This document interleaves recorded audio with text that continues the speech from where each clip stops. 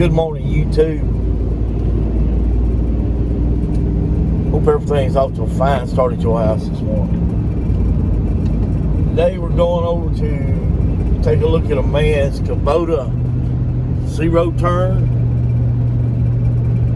and see about an oil leak on it. And then we're going to check out the handlebars. He says that the handlebars causes it to die sometimes if he ain't got it positioned just right. Says it's about to drive him crazy. Says he can wiggle and wobble on the seat and adjust the handlebar just a certain way and it'll be just fine. But I kind of got an idea of what's going on with it.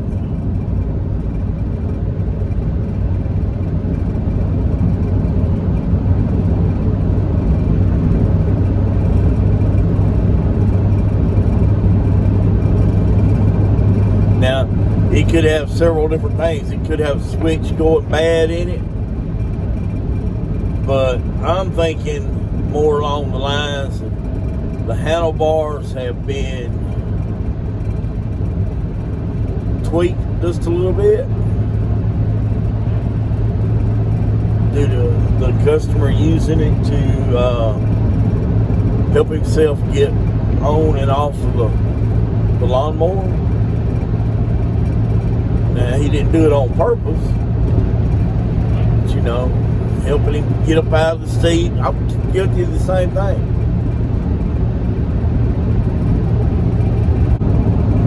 So, anyway, that's where we're headed. That's what we're going to do. I'm not going to lollygag and talk for a long time, but I'm headed on out here to take care of business. Guys, I just want to say I hope y'all had a happy Thanksgiving, and we're moving on into the Christmas season. Y'all be careful and enjoy your holidays.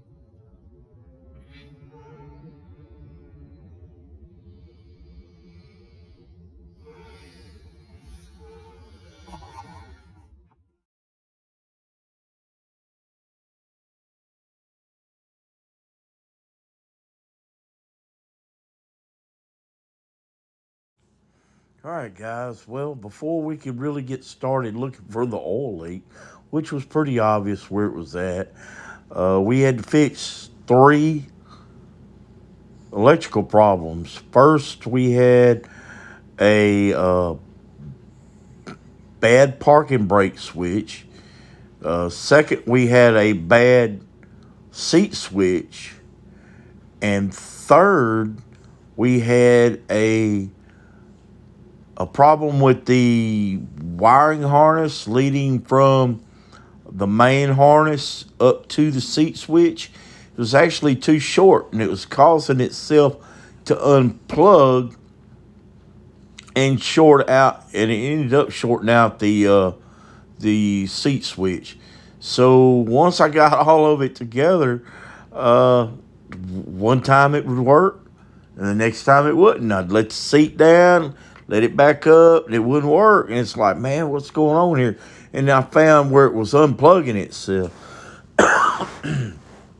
So I got in there and I had a wiring harness in the back of my truck, and I cut about a foot long section out of it and spliced it in there and lengthened it out and got that fixed. Praise the Lord, because it was about to drive me nuts. You know, whenever you got one electrical problem that leads to another electrical problem that leads you to a third electrical problem, it gets kind of time consuming, and it'll drive you mad if you let it. And luckily, I had all day to work on it, and it took all day. Here it is, late in the afternoon. Got to get some part numbers for some seals and a gasket set for this thing, and we're gonna make an appointment for him to bring that over here to my shop here at the house, and I'm going to take that thing and pull it out up on the table and go to work on it. And it's nice that it happened here in the fall, and he knows where it's leaking down, and he can kind of breathe a sigh of relief, and he can always keep adding oil to it and mow. It's not using a too terrible amount of oil, but it is losing quite a bit. So we're gonna, like I said, I'm gonna get him a parts list on it and get these parts ordered, and I'll bring y'all back whenever I start. We'll do an in-depth, in detail repair on this, and show you exactly how to change a main seal and a sump gasket.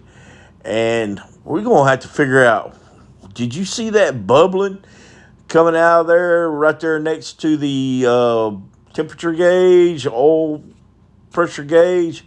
I don't really know what that is. I'm going to have to address fixing that. I guess while I'm at the Kubota dealership, because I know good and well that these particular parts are going to have to come from Kubota, because, well, face it, whenever you get those special engines like that, only they can get those special parts. Or at least I can get some part numbers from them and get some literature on that, such as, what's going on there, where that bubbling is, and what I can go about doing there. I'm probably going to end up putting some kind of pipe plug in there or something along that lines. Guys, thanks for coming along with me on my beautiful ride today, and it's always amazing what a lot of places would call autumn colors. These are our winter colors. These leaves are getting ready to fall, and here it is. It's almost December, You know, lots of folks, their leaves is already gone off their trees, but not here in East Texas. Enjoy the ride, and hey, reach up there and hit the subscribe button, and because I appreciate each and every one of you. If you wait just a minute, you're going to see there's 2 different cars broke down on the side of the road, and they're both the same color. I wonder if that's a bait and switch. The sheriff's department's got some kind of bait and switch going on, or what. But it's kind of ironic. Got 2 cars the same color, broke down on the same road, and parked almost in the same way, like they were afraid to get too far off the road. You know, when you break down, you need to get off the edge of the road a lot better than what these cars are. There's one of them, or no, that's the second one. So anyway, guys, y'all have a beautiful day.